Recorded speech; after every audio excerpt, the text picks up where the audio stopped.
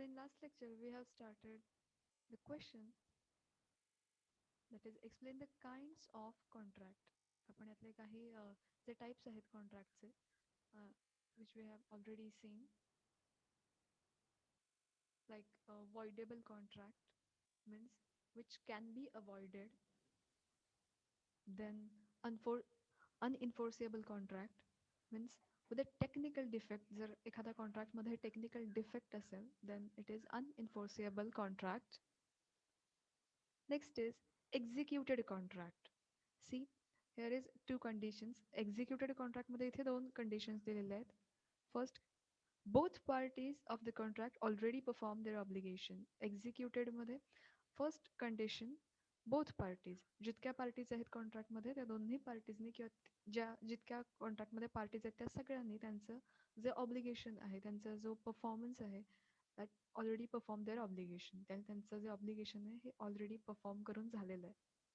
Or only one party to the contract has already performed his part of obligation.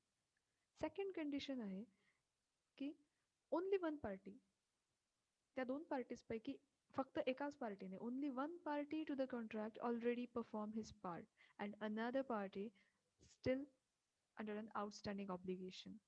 So इथे फक्त second कंडिशनमध्ये फक्त एकाच पार्टीने त्यांचं जे ऑब्लिगेशन आहे हे फुलफिल केलं आहे, कम्प्लीट केलं आहे, परफॉर्म करून कम्प्लीट झालेलं आहे. स्टील अनदर जी पार्टी आहे तिचं ऑब्लिगेशन आउटस्टँडिंग आहे.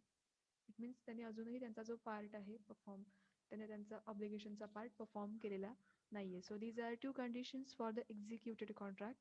First, both parties already performed their obligation. Second, only one party to the contract has already performed his part of obligation and other party still under an outstanding obligation to perform his part of promise. Next is executory contract. See, this is another type of contract, executory. See, here two parts. Executory contracts is the one under which neither party has performed his part of obligation. कोणत्याही पार्टीने त्यांचा part जो आहे ऑब्लिगेशनचा हा perform केलेला नाहीये and there remains something to be done on the part of both parties. Second condition काय आहे की दोन्ही पार्टीजकडून त्यांच्यापैकी काही ऑब्लिगेशन जे हे अजूनही परफॉर्म करायचे राहिले. There remains something to be done. त्यातला काही पार्ट जो आहे हा अजूनही परफॉर्म करायचा राहिलेला आहे. Remaining. So remain something to be done. So first is neither party has performed his part of obligation and second is there remains something to be done, that is executory contract.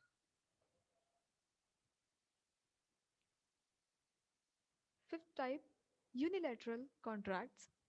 Unilateral contract is the one in which the consideration is executory.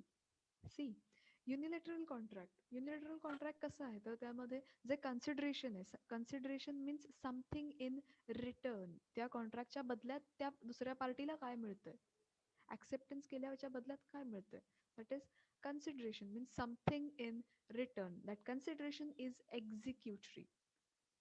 आता executory means जसं आपण last पॉईंटमध्ये बघितलं, what is executory. Executory means neither party has performed his part of obligation. दोन्हीपैकी कोणत्याही पार्टीने स्वतःचं जे obligation आहे हे परफॉर्म केलेलं नाहीये and there remain something to be done. Second, दोन्ही पार्टीजमध्ये जे ऑब्लिगेशन आहे त्यातला काही पार्ट जो आहे हा अजूनही रिमेनिंग आहे. There something to be done on both sides. So this is executory. So like that, unilateral contract is the one in which the consideration is executory. जे consideration आहे हे executory आहे. म्हणजे दोन इथे पार्ट आहेत. neither party has performed his part of obligation. दोघांपैकी कुठल्याही पार्टीने स्वतःचा पार्ट परफॉर्म केलेला नाहीये किंवा or there's something to be done. there remains something to be done. तिथे काहीतरी कोणता तरी पार्ट समथिंग त्यातला काही पार्ट हा अजूनही परफॉर्म करून झालेला नाहीये. So that consideration of unilateral contract is executory. Sixth type, bilateral contract. A bilateral contract is the one which the consideration is executed. Bilateral contracts is a consideration. A consideration means something in return. It is executed. What about executed? Means there are two conditions. First is both party has performed his part of obligation. दोन्ही पार्टीजने त्यांचं जे part त्यांचा जो पार्टचं जे काही obligation आहे हे already perform करून झालेलं आहे executed already perform their obligation and second or second situation only one party has performed his part of obligation or second situation काय आहे तर दोन पार्टीज मधल्या फक्त एका पार्टीने त्यांचा जो पार्ट आहे हा परफॉर्म केलेला आहे another party steel remain outstanding second पार्टीचा जो त्यांचा जो ऑब्लिगेशनचा परफॉर्मन्स आहे हा त्यांनी अजूनही कंप्लीट केलेला नाहीये so another party is steel outstanding of his performance. So that is about the bilateral contract. Means the consideration of bilateral contract is executed. Executed means there are two situations, two conditions. First is both party perform his part of obligation, and second only one party perform his part of obligation. So इतका part जो आहे हा आपला already last लेक्चरला आपला complete झालाय पुढचा जो part आहे तो आपण कंटिन्यू करूया पॉइंट्स रिवाइज झालेत सगळ्यांचे Yes, ma'am. Okay. Next is express contract. An express contract is the one under which the terms of contract are reduced to writing or the terms of contract are agreed upon by spoken words at the time of its formation. आता express कॉन्ट्रॅक्टमध्ये दोन type आहेत express कॉन्ट्रॅक्टमध्ये return agreement सुद्धा असू शकतं किंवा जी offer आहे ही रिटर्नमध्ये असू शकते किंवा ते जे ॲग्रीमेंट आहे हे रिटर्न फॉर्ममध्ये असेल or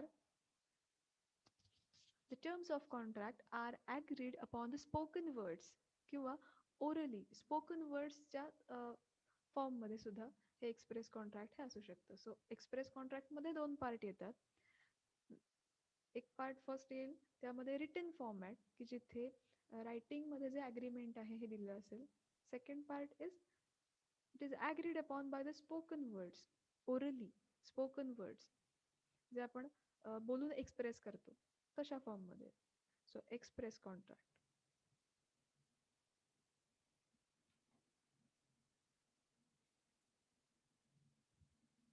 next part is implied contract. An implied contract is the one in which the terms of contracts are inferred from the dealing or conduct of both parties to it. The implied contract, implied means not expressing. Express and implied these two contracts are different. Express मध्ये काय होतं तर तुम्ही तुमचे जे तुमचं जे काही ऑब्लिगेशन आहे तुमचे जे काही त्या कॉन्ट्रॅक्टमध्ये इम्पॉर्टंट पार्ट आहे हा आपण एकतर रिटर्न फॉर्मॅटमध्ये देऊ शकतो ऑर बाय स्पोकन वर्ड्स किंवा तुम्ही ओरली बोलून सुद्धा तो एक्सप्रेस करू शकता हे एक्सप्रेस कॉन्ट्रॅक्टमध्ये होतं what about implied contract implied कॉन्ट्रॅक्टमध्ये काहीही रिटर्न फॉर्मॅटमध्ये नाही आहे किंवा आपण ओरलीही हे एक्सप्लेन करू शकत नाही so implied means it is by the dealings or the conduct of both parties to it इम्प्लाइडमध्ये एकही तिथे कोणतेही स्पोकन वर्ड्स नाही आहे तिथे काही रिटर्नमध्ये नाही आहे it is just dealing or the conduct of both parties to it let's see with the help of example एक एक्झाम्पल सांगते लाईक जेव्हा आपण मॉलमध्ये शॉपिंगसाठी जातो ओके सो आपण जेव्हा मॉलमध्ये शॉपिंगसाठी जातो आपण काय करतो तर एक जे शॉपिंग कार्ट आहे ते आपण घेतो and then we just pick that stuff that we want to purchase आपल्याला जे काही आपल्याला परचेस करायचं आहे तर ते आपण त्या गोष्टी त्या शॉपिंग कार्टमध्ये जस्ट ठेवतो अँड देन आपलं शॉपिंग झाल्यानंतर आपण काउंटरकडे येतो काउंटरच्या इथे ज्या काही वस्तू असतील ह्या काढून आपण ठेवतो तो त्याचं बिल करतो आपण त्याला पैसे देतो ही सिच्युएशन ओके आता या सिच्युएशनमध्ये आपण मॉलमध्ये येतोय यासाठी कोणतंही ॲग्रीमेंट झालेलं आहे का तर नाही. इथे आपण मॉल होता, त्या मॉलमध्ये आपण गेलो म्हणजेच काय तर मॉलची एक ऑफर आहे की तुम्ही इथे परचेस करू शकता. पण तिथे ऑफर कुणी आपल्याला येऊन सांगितली नाहीये. आपण तेव्हा मॉलमध्ये घेतोय. सो इथे हे इम्प्लाइड आहे. इथे कोणतेही रिटन फॉर्मॅट नाहीये किंवा इथे कोणत्याही प्रकारे स्पोकन वर्ड्स नाहीयेत की कोणी सांगितले की येस तुम्ही इथे जा. आपल्याला वाटलं आपण गेलो. ओके. देन जे काही परचेस करायचं होतं ते आपण परचेस केलं. काउंटरच्या इथे आपण जाऊन तिथे बिल करतोय. आता बिल करत असताना आपल्याला काही सांगावं लागत नाही. जस्ट आपण काउंटरच्या इथे जाऊन ज्या काही वस्तू घेतल्यात त्या समोर काढून ठेवल्या की तो ते स्कॅन करून बिल वगैरे करतो. पण इथे काही सांगावं लागतं का? काही सांगावं लागत नाही. So it is by the dealing or the conduct of both parties. इथे कुठल्याही पार्टीला जो बिल करणार आहे त्याला किंवा जो बायर आहे त्याला एकही शब्द बोलावा लागला नाही किंवा काही रिटर्न फॉर्मॅटमध्ये त्यांना द्यावं लागलं नाही. It is just implied. तुम्ही एखादी वस्तू परचेस केलीत की you have to pay for this. तुम्हाला पेमेंट हे त्याचं करावंच लागणार आहे. So it is implied contract. इथे आपण हे कॉन्ट्रॅक्ट आहे पण इथे आपण काहीही एक्सप्रेस करत नाही आहोत किंवा काहीच इथे रिटर्न फॉर्मॅटमध्ये नाही आहे. It is just inferred from the dealings or the conduct of both parties. दोन्ही पार्टीज जे आहेत त्यांना माहिती आहे की आता एखाद्याने वस्तू परचेस केली म्हटल्यावर त्याला त्याचे जे काही पेमेंट आहे हे करावं लागणार आहे किंवा जो परचेस करतो त्याला माहिती आहे की आपण परचेस करतोय so I have to pay for that. This is implied. इथे कोणतीही गोष्ट एक्सप्रेस होत नाही. Are you getting this point?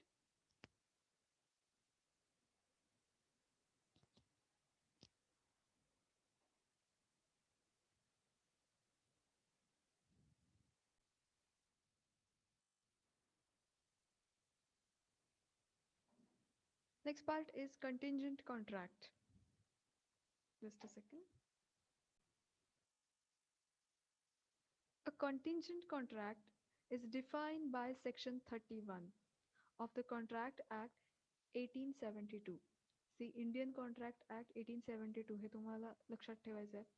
Because Indian contract act आपण त्यामध्ये हा सगळा पार्ट जो आहे हा स्टडी करतोय.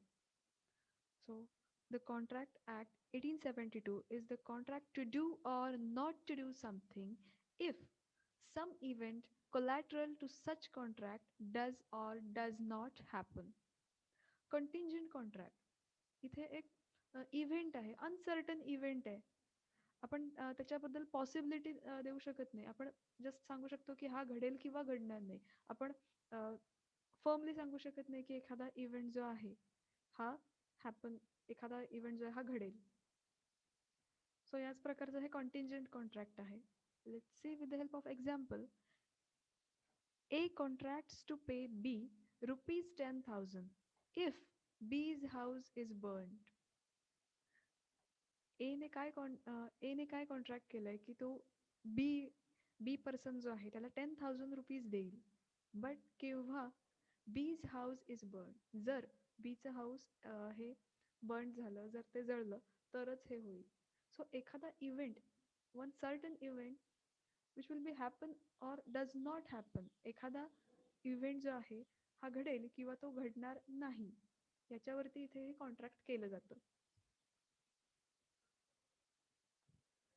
तर सपोज असंही कॉन्ट्रॅक्ट असेल की one person, A person contracts to pay C rupees 5,000 if the ship if the ship will return. जर एखादी शिप जी आहे म्हणजे एखादं जे जहाज आहे हे पाठवलेलं आहे, जर ते रिटर्न आलं तरच ए पर्सन जो आहे हा बी पर्सनला 5,000 रुपीज देईल. जर ते जहाज रिटर्न नाही आलं तर हे कॉन्ट्रॅक्ट कम्प्लीट होईल का? नाही. पण जेव्हा हे घडेल तेव्हा ते कॉन्ट्रॅक्ट कम्प्लीट होईल. So it is a contingent contract. इथे तो इव्हेंट जो आहे हा घडेल की घडणार नाही हे आपल्याला माहित नाहीये, पण जर तो घडला तर कॉन्ट्रॅक्ट कम्प्लीट होईल. So it is contingent contract if some event or collateral to such contract does or does not happen. एखादा इव्हेंट घडला किंवा एखादा इव्हेंट घडला नाही तर हे कॉन्ट्रॅक्ट जे आहे हे कम्प्लीट होईल.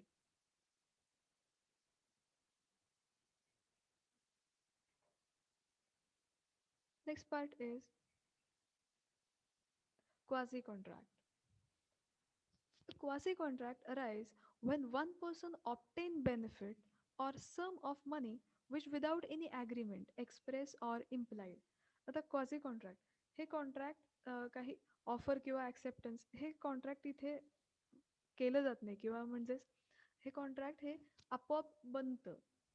बेसिकली ह्याचा पर्पज काय आहे तर जर एखाद्या पर्सनला बेनिफिट होत असेल तर तो बेनिफिट हा दुसऱ्याचा लॉस होऊन त्याला बेनिफिट होता कामा नये किंवा एखाद्याचा बेनिफिट झाला तर दुसऱ्याला त्यामुळे कोणत्याही प्रकारे लॉस होता कामा नये. या बेसिक पर्पजवरती हे क्वासी कॉन्ट्रॅक्ट जे आहे हे बनलेलं आहे. See, a quasi-contract arise when one person obtains benefit or the sum of money. एखाद्या पर्सनला बेनिफिट झाला असेल किंवा त्याला काही सर्टन सम ऑफ मनी त्याला मिळाले असतील without any agreement express or implied. कोणत्याही ॲग्रीमेंट शिवाय इथे कोणत्याही प्रकारे ॲग्रीमेंट नाही आहे, एक्सप्रेसही नाही, इम्प्लाइडही नाही. It is a contract created by court order, not by an agreement made by the parties to the contract. आता एखादा कॉन्ट्रॅक्ट केव्हा घडेल जेव्हा एखादा ऑफरर त्याची जी ऑफर आहे हा त्या ऑफरीला सांगेल, जेव्हा ऑफरी ती ऑफर ॲक्सेप्ट करेल. ओके. सो बेसिकली कॉन्ट्रॅक्ट होण्यासाठी काही इसेन्शियल थिंग्स आहेत ज्या कंप्लीट झाल्यानंतरच एखादा ॲग्रीमेंट हे कॉन्ट्रॅक्ट होणार आहे. जसं आपण फर्स्ट जो क्वेश्चन बघितला त्यामध्ये बघितलं प्रॉमिस. जे प्रॉमिस आहे एखादा प्रपोजल ॲक्सेप्ट झाल्यानंतर ते प्रॉमिस होणार आहे. And every promise and set of promises enforceable by law, it is agreement. Then agreement which is enforceable by law, it is known as a contract. एखादं जे contract आहे हे होण्यासाठी ॲग्रीमेंट असणं ते इम्पॉर्टंट आहे. अँड देन ॲग्रीमेंट एखादं बनण्यासाठी काही इसेन्शियल गोष्टी आहेत ज्या असल्या पाहिजेत. लाईक ते minimum 2 parties are required. Then consent is free consent is required. Then consideration is required. या सगळ्या गोष्टी ज्या आहेत. Then capacity of contract. त्या कॉन्ट्रॅक्टमध्ये एंटर होणारा जो पर्सन आहे तो कॉम्पिटंट असला पाहिजे. सो या ज्या इसेन्शियल थिंग्स आहेत ह्या कंप्लीट झाल्या तरच एखादा कॉन्ट्रॅक्ट बनणार आहे. What about quasi contract? Quasi कॉन्ट्रॅक्टमध्ये इथे कोणत्याही प्रकारे ॲग्रीमेंट नाही आहे. दोन पार्टीज समोरासमोर येऊन किंवा त्यांच्यात काही ऑफर झालेली नाही आहे. इथे क्वाझी कॉन्ट्रॅक्टमध्ये काय होतं आहे तर एखाद्या पर्सनला जर बेनिफिट होतोय तर तो जो बेनिफिट आहे हा कोणत्याही ॲग्रीमेंट नाही आहे, कोणत्याही प्रकारचं एक्सप्रेस नाही, इम्प्लाइड नाही. It is created by the court order, not by agreement made by the parties. कोर्टच्या ऑर्डरमुळे इथे क्वाझी कॉन्ट्रॅक्ट जे हे क्रिएट झालेलं आहे. Quasi contract are created by the court when no official agreement exists between the parties in dispute over the payment for goods or services. See, कोणत्याही प्रकारे payment related कोणतेही डिस्प्यूट्स होऊ नये म्हणून इथे क्वाझी कॉन्ट्रॅक्ट जे आहे हे क्रिएट होतं बाय कोर्ट ऑफ ऑर्डर. कोर्टच्या ऑर्डरनुसार हे क्वाझी कॉन्ट्रॅक्ट जे आहे हे क्रिएट होतं. आता एक एक्झाम्पल बघूया आपण. सी, सपोज मी एखाद्या शॉपमध्ये गेले तर मला एखादा लॅपटॉप परचेस करायचा आहे. सो मी त्या शॉपमध्ये जाऊन मी लॅपटॉप जो आहे हा परचेस केलेला आहे. आता हे इथे इम्प्लाइड आहे की मी जर एखादी गोष्ट परचेस करते, एखादा लॅपटॉप परचेस करते तर मला त्याचं पेमेंट केलंच पाहिजे, पेमेंट करायला हवं. म्हणजेच हे जे कॉन्ट्रॅक्ट किंवा हे जे ॲग्रीमेंट आहे हे कम्प्लीट होईल. Okay. Because I am purchasing a laptop. मी लॅपटॉप परचेस करते. बट मी लॅपटॉप परचेस केला आणि मी त्याचं पेमेंट केलं नाही. म्हणजेच काय तर मला लॅपटॉपचा बेनिफिट झाला आहे बट मी ज्याच्याकडून लॅपटॉप परचेस केलं त्याला पेमेंट केलं नाही आहे. सो त्याचा तो लॉस आहे आणि त्याला लॉस तिथे सफर करायला लागू नये यासाठी इथे क्वाझी कॉन्ट्रॅक्ट जे आहे हे क्रिएट होऊन जातं. म्हणजेच काय तर जर मी एखादी वस्तू परचेस केली असेल तर मला त्याचं पेमेंट हे करावंच लागतं आणि जर मी ते केलं नाही तर ज्याला लॉस सफर करायला होतोय तर तो खटला दाखल करू शकतो, केस फाईल करू शकतो त्या पर्सनच्या अगेन्स्ट. सो क्वासी कॉन्ट्रॅक्टचा बेसिक पर्पज काय आहे तर ज्याला बेनिफिट होतोय तर त्याला बेनिफिट झालेला जो आहे दुसऱ्याला लॉस होऊन त्याला कुणालाही बेनिफिट होऊ नये. That's it. सो इथे क्वासी कॉन्ट्रॅक्ट जे आहे हे तयार होतं. म्हणजे इथे कोणत्याही प्रकारे ॲग्रीमेंट नाही आहे. मी त्या पर्सनला जाऊन सांगितलं नाही की मला काही परचेस करायचं आहे किंवा आपण ॲग्रीमेंट किंवा कॉन्ट्रॅक्ट करूया, असं काही झालं नाही. बट हे क्वासी कॉन्ट्रॅक्ट जे आहे हे तिथे इम्प्लाइडली तिथे क्रिएट झालेलं आहे. का तर मी जर परचेस केलं आहे तर मला पेमेंट केलंच पाहिजे, आणि जर मी पेमेंट नाही केलं तर त्या पर्सनला लॉस होईल, आणि त्याला तो लॉस सफर करायला लागू नये यासाठी इथे क्वाझी कॉन्ट्रॅक्ट जे आहे क्रिएट होतं.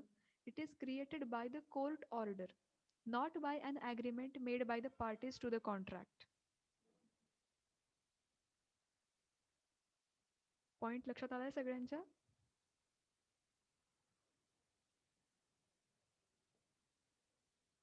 Yes, ma'am. Is it clear? Yes, ma'am. Okay. Yes, ma'am. Next is specialty contract. A specialty contract is the one which is in writing and signed, sealed and delivered by the parties to it. Speciality कॉन्ट्रॅक्टमध्ये काय आहे तर हे रायटिंगमध्ये आहे, written फॉर्मॅटमध्ये आहे, it is sign, ज्या पार्टीज आहेत त्यांच्या सिग्नेचर्स आहेत, इट इज सील्ड, ते कॉन्ट्रॅक्ट जे आहे हे सील केलेलं आहे and delivered by the parties to it. त्यामध्ये ज्या पार्टीज आहेत इन्क्लूड आहेत तर त्या पार्टीजना हे सील केलेलं कॉन्ट्रॅक्ट रिटन फॉर्मॅटमध्ये त्याच्यावर सिग्नेचर्स आहेत ते सील करून त्या त्या पार्टीजना दिलेलं आहे. It is also known as a deed or contract under seal. आता या स्पेशालिटी कॉन्ट्रॅक्टला डीड असंही म्हटलं जातं, or contract under seal. No consideration is required in the case of speciality contract. Mostly एखादं कॉन्ट्रॅक्ट जे आहे हे क्रिएट होण्यासाठी तिथे कन्सिडरेशन इसेन्शियल आहे. Essential part is consideration, but in speciality contract no consideration is required. इथे consideration जे आहे याची रिक्वायरमेंट नाही आहे in this case of speciality contract. So यामध्ये 3 पॉईंट्स जे आहेत हे इम्पॉर्टंट आहेत. Which is specialty contract is known as a deed or contract under seal. Second part is it is the contract which is in writing, signed, sealed and delivered to the parties. And third is no consideration is required in case of specialty contract. Specialty contract मध्ये इथे consideration जे आहे याची requirement नाहीये. Otherwise कोणतंही contract असेल, कॉन्ट्रॅक्टमध्ये consideration is essential, because without consideration कोणतंही कॉन्ट्रॅक्ट जे आहे हे बनू शकत नाही. बट स्पेशालिटी कॉन्ट्रॅक्टमध्ये हा एक पार्ट आहे की इथे कन्सिडरेशन जे आहे याची रिक्वायरमेंट नाही आहे. No consideration is required in case of speciality contract.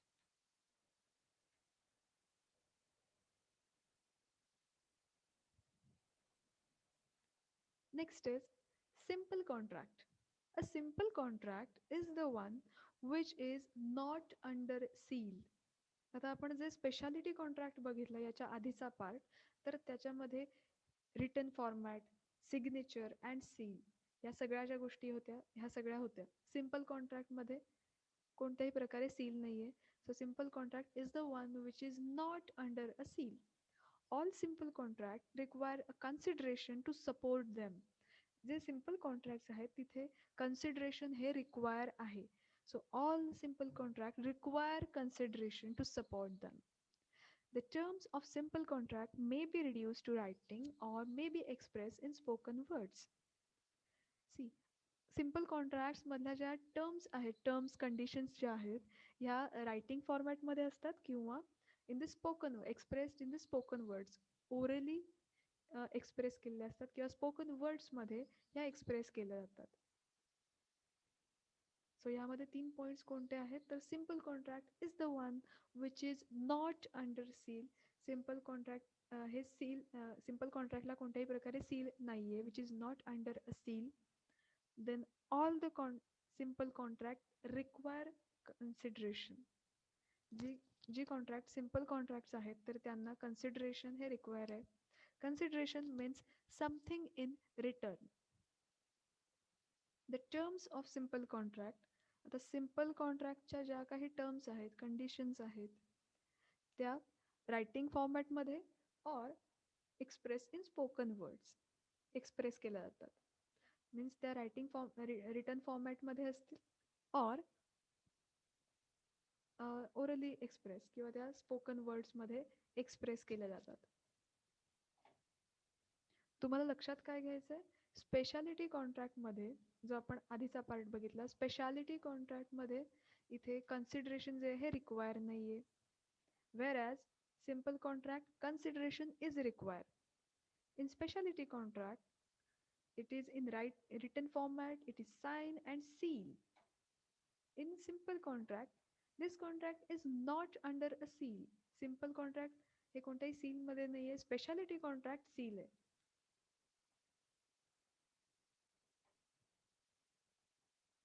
Next part is a contract of record.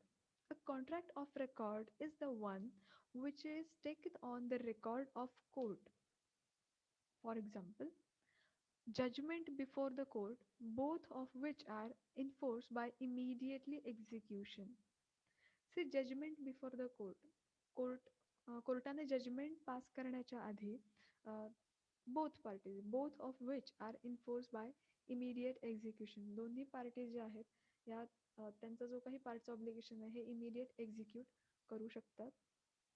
A judgment of court creates an obligation on part of the person against whom the judgment is recorded.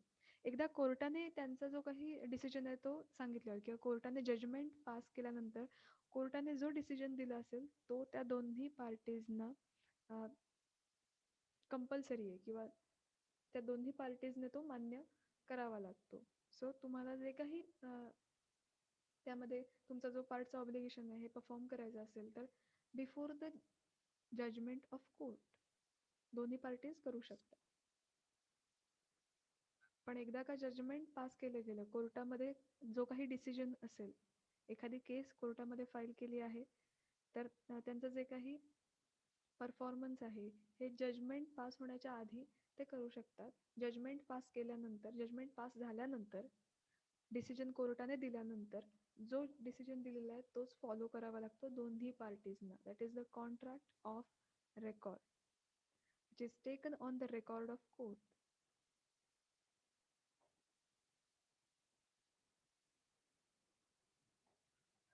Next is e-contract, means electronic contract. The Information Technology Act 2000 has given the legal recognition to all the electronic documents under its new section 10A. E-contract is the electronic contract which is draft made and signed with the digital signature on it in electronic form. E contract. आता E कॉन्ट्रॅक्टचं नाव ऐकूनच लक्षात येतं की हे electronically सगळ्या ज्या गोष्टी आहेत हे डिजिटल आहेत. मग त्याचा जो कॉन्ट्रॅक्टचा जो ड्राफ्ट आहे किंवा त्याच्यावर ज्या सिग्नेचर्स आहेत किंवा ह्या सगळ्या इलेक्ट्रॉनिक फॉर्ममध्ये आहेत. The offer made by offeror and the acceptance made by the offeree and its revocation if any are all communicated electronically.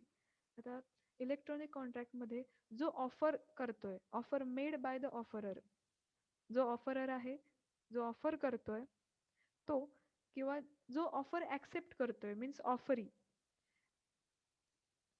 And its revocation. Revocation means जे कॉन्ट्रॅक्ट आहे हे रिवोक केलं जातं. कॉन्ट्रॅक्ट जे आहे हे जर रिवोकेशन झालं, रिवोकेशन म्हणजेच ते कॉन्ट्रॅक्ट जे आहे हे कम्प्लीट नाही झालं तिथे, if any then all are communicated electronically. मग हे जे कम्युनिकेशन आहे एखादी ऑफर केल्याचं कम्युनिकेशन किंवा ऑफर ॲक्सेप्ट केल्याचं किंवा ती जी ऑफर आहे ही रिवोक केल्याचं कम्युनिकेशन हे सगळं इलेक्ट्रॉनिकली होतं.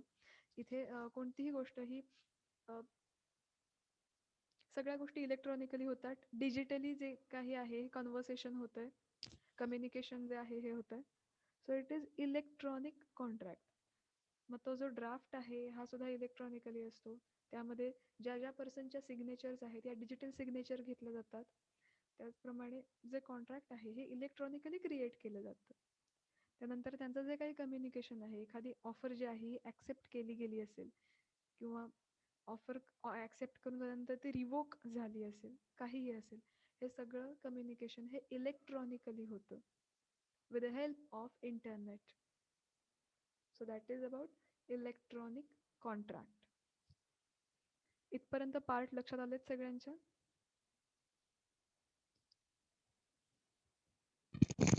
Yes, ma'am. Yes, ma'am. Okay. So इथे आपले kinds of contracts are completed. इथे कॉन्ट्रॅक्टचे जे टाईप्स आहेत हे आपले कम्प्लीट झालेत आणि आपला फर्स्ट जो चॅप्टर आहे तो आज इथे कम्प्लीट झाला आहे.